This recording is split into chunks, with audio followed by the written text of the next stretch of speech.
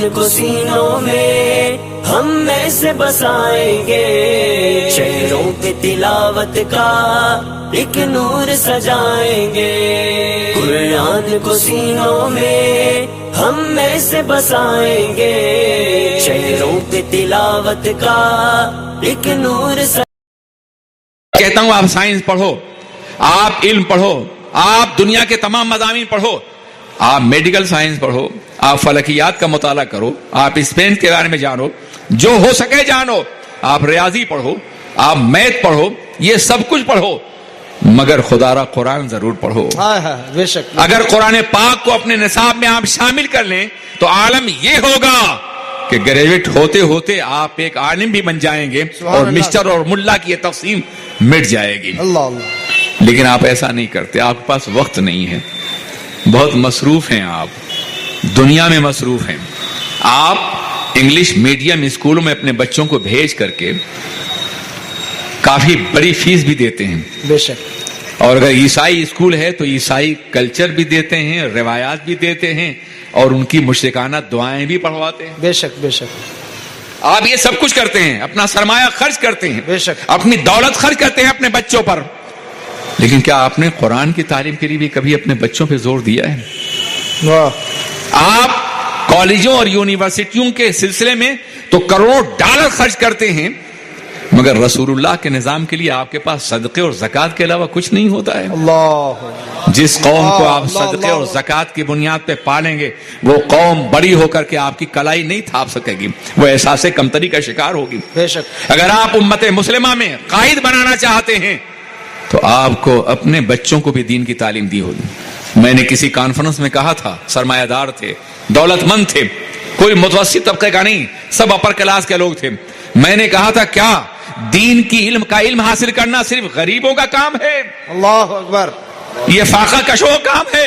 اے سرمایہ داروں، کیا تمہاری ذمہ داری نہیں ہے کہ تمہارا بچہ بھی عالم بنے، تمہارا بچہ بھی حافظ بنے؟ بے شک بے شک بے شک۔ سبحان اللہ سبحان اللہ۔ تمہاری ذمہ داری نہیں ہے یہ؟ بے شک۔ کتنے سرمایہ دار ہیں جو اپنے بچوں کو دین کا علم پڑھا رہے ہیں، اللہ اکبر۔ اس کے باوجود سرمایہ بھی کما لیتے ہیں، تھوڑی بہت زندگی بھی حاصل کر لیتے ہیں، مگر ذلتیں ان کا مقدر بن جاتی ہیں۔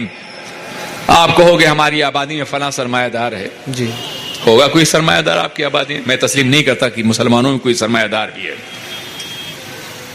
22 کروڑ مسلمان یہاں بستے ہیں، مسلمانوں کی ایک صنعت ایسی نہیں ہے جو دنیا میں جانی جاتی ہو۔ ہے کوئی ایسی چیز آپ نے ایجاد کی ہے؟ کوئی ایسی چیز آپ نے بنائی جو پوری دنیا میں جانی جاتی ہو؟ نہیں، تو آپ سرمایہ دار کہاں ہیں؟ آپ کا سرمایہ دوسروں کا رہن منت ہے، اب دوسروں کی بھیک پہ پل رہے ہیں۔ خود آپ نے آج تک کچھ، اور آپ نے نہیں بلکہ پوری مسلم قوم نے کم و بیش 300 سال سے دنیا میں کوئی بھی تخلیقی کارنامہ انجام نہیں دیا ہے۔ اللہ۔ پوری مسلم قوم نے۔ عالم یہ ہے کہ جس قوم کے پیٹرو ڈالر سے جہاز اڑ رہے ہیں، خلائی مسافر اوپر جا رہے ہیں، چاند پہ کمندیں ڈالی جا رہی ہیں، اس قوم کی جہالت کا یہ عالم ہے کہ وہ اپنے کنووں کے تیل کو صاف کرنے کے لیے بھی اپنے افراد کو تلاش نہیں کر سکتی۔ وہ قوم، جو قوم آج پوری امت مسلمہ کی غربت دور کر سکتی تھی، بے شک، جو قوم اللہ کی بخشی ہوئی نعمت کی بنیاد پر لاکھوں یونیورسٹیاں قائم کر سکتی تھی، یہ عرب کے سرمایہ دار، یہ تیل کے کنویں کے مالک، آج ہماری قوم ذلت و غربت کے انتہائی بدترین سطح پر ہے۔ آپ کو معلوم ہے کہ آپ یہاں پسماندہ قوموں سے بھی زیادہ نیچے ہیں تعلیم کے اعتبار سے، 7-8%۔ ہماری آبادیاں اس طرح بنتی جا رہی ہیں جیسے کبھی زمینداروں کے مقابلے میں شماروں کی آبادیاں ہوتی تھیں۔ یہ آبادیاں دیکھ لیجیے آپ گھوم کر کے، ایک دولت مند کا مکان ہوگا تو آپ خوش ہوں گے، مگر یاد رکھیے اگر کسی غریب مسلمان آبادی میں ایک دولت مند ہو یا 2 ہو تو دنیا صرف یہ کہے گی کہ یہ غریبوں کا دولت مند ہے۔ اللہ اللہ اللہ اللہ، بے شک۔ غربت آپ کے دامن سے الگ نہیں کی جائے گی۔ اگر آپ جاہلوں میں پڑھے لکھے ہیں، ڈاکٹر ہیں، بیرسٹر ہیں، کچھ بھی ہیں، پناہ تنہا پڑھے لکھے لوگ کہیں یہ جاہلوں میں پڑھا لکھا ہے، اللہ۔ اس لیے اے دولت مندو تمہاری ذمہ داری ہے، اور یہ پڑھے لکھے لوگوں تمہاری ذمہ داری ہے کہ تم ہر فرد کو پڑھانے کی کوشش کرو.